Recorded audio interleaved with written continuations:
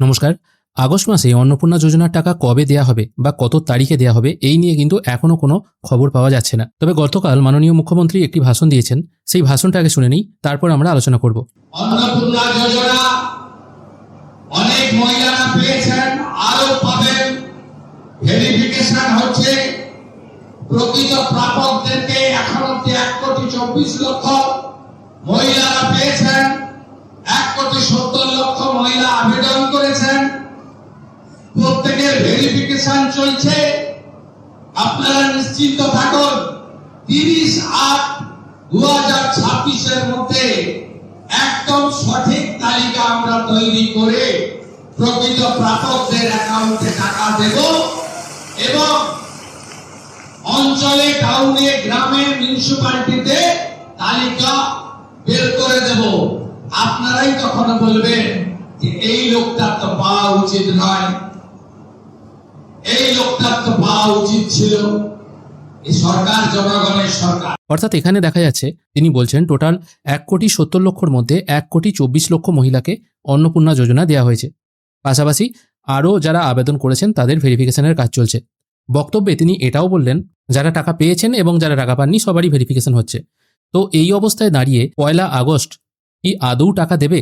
কারণ একটা কথা ভেবে দেখুন, এখন অলরেডি ভেরিফিকেশন চলছে, মানে প্রথমে অন্নপূর্ণার যে নিয়ম ছিল সেই নিয়মটা তো এখন আর নেই, চেঞ্জ হয়ে গেছে। আর যেহেতু সেটা জুলাই মাসের 8 তারিখের পর চেঞ্জ হয়েছে, জুলাই মাসের 1 তারিখে এমন অনেক আছেন যারা অলরেডি টাকা পেয়ে গেছেন।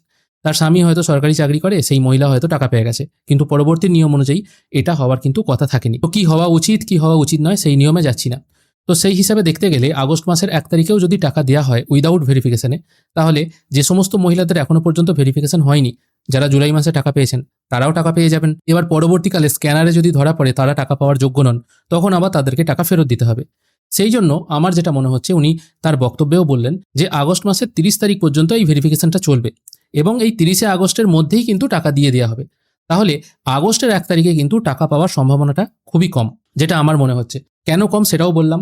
দেখা গেল 1 জুলাই কেউ হয়তো চাকরি করে, তার ফ্যামিলির কেউ বা তার স্বামী সে টাকা পেয়ে গেছে, আগস্টেও পেল, সেক্ষেত্রে পরে নিয়ম এলে তাকে আবার টাকা ফেরত দিতে হবে, এরকম একটা ব্যাপার। সেই জন্য টোটাল ভেরিফিকেশন করে তারপর নিশ্চয়ই আগস্টে টাকা দেওয়া হবে এবং আগস্টের মধ্যেই কিন্তু টোটাল ভেরিফিকেশনটা কমপ্লিট করতে হবে।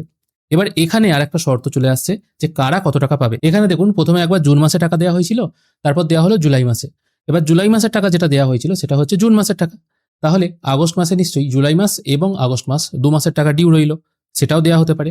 অথবা যারা একবারও টাকা পাননি কিন্তু মে মাসের শেষকালে অথবা জুন মাসের প্রথম দিকে অ্যাপ্লাই করেছিলেন, তাদের টোটাল 3টে কিস্তির টাকা জমে আছে, সেক্ষেত্রে তারা এককালীন 9,000 টাকাও পেতে পারেন। আবার যারা আগে টাকা পেয়েছেন, মানে জুন মাসে হয়তো টাকা পেয়েছেন, জুলাই মাসে পাননি, সেক্ষেত্রে জুলাই আর আগস্ট এই টোটাল মিলে একবারে 6,000 টাকাও পেতে পারেন। এবার ডিউ পরিশোধ করা হবে কিনা এই নিয়ে কিন্তু কোনো বক্তব্য শোনা যাচ্ছে না।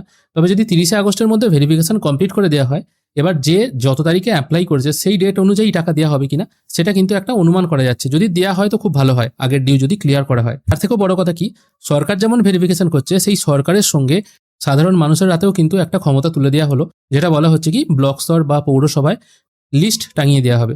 এই লিস্ট থেকে আপনারাও কিন্তু বুঝতে পারবেন সরকারের ভেরিফিকেশনে ভুল হয়েছে, এই লোকটার টাকা পাওয়ার কথা নয়, এ টাকা পাচ্ছে। সেক্ষেত্রে কিন্তু আপনারা কমপ্লেন জানাতে পারবেন এবং যারা টাকা পাওয়ার দরকার যাদের, তারাও কিন্তু আবেদন করতে পারবে যে ভেরিফিকেশনে নিশ্চয়ই কোনো খামতি রয়ে গিয়েছিল, সেই জন্য আমরা টাকা পাইনি, আমাদেরকে টাকা দেওয়া হোক।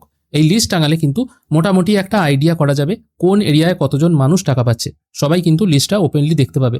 আর যেহেতু এটা সরকার টাকা দিচ্ছে, তাই লিস্ট প্রকাশ না করার তো কোনো কারণ নেই। শুধু নাম দিয়ে দিল তাহলেই কোনো অসুবিধা নেই, কারণ তার ব্যাংক অ্যাকাউন্ট নাম্বার, আধারের তথ্য এগুলো তো যাচ্ছে না, শুধুমাত্র নামটাই দেখা যাবে, এটাই হচ্ছে ব্যাপার। তবে এটুকু অন্তত অনুমান করা যাচ্ছে, আগস্ট মাসের 1 তারিখে টাকা পাঠানোর বা টাকা আসার সম্ভাবনা কিন্তু খুবই কম। আমরাও অপেক্ষা করছি, যদি আগস্টের 1 তারিখে টাকা আসে তাহলে তো খুবই ভালো হয়।